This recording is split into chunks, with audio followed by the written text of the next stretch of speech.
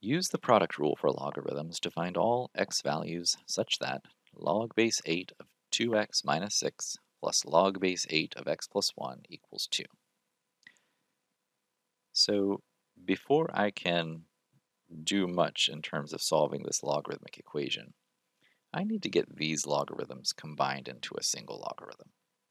And because these are the same base and they're being added, I can join them together in one logarithm if I multiply their arguments. Now the next step in the process is to take this logarithmic equation and rewrite it in exponential form. So if I rewrite this in exponential form, it's log base 8, so it's an exponent of base 8, and then the exponent itself is 2, and that's equal to the argument of the logarithm. And I'm probably going to need to multiply this out, so I'll go ahead and start that now. So 2x times x is 2x squared plus 2x minus 6x minus 6. So then I have 64 equals 2x squared minus 4x minus 6. And because I have a quadratic term, I'm needing to get everything to one side of the equation.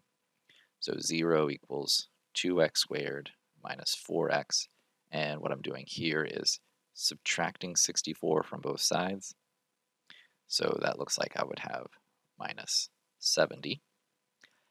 And there's a common factor of 2 through this quadratic.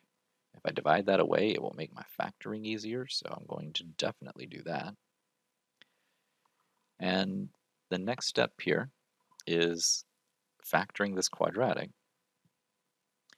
And let's see, if I have 7 and 5, they would multiply to 35. If the 7's negative and the 5 is positive, they would add to negative 2 and multiply to negative 35, so that's great.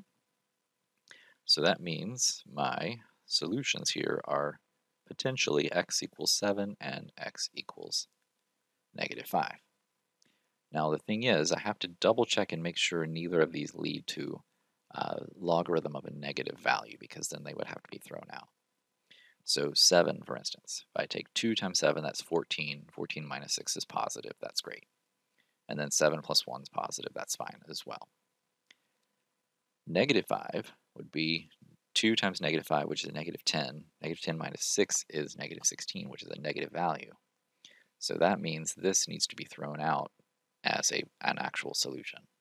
So only 7 is the solution in this particular case.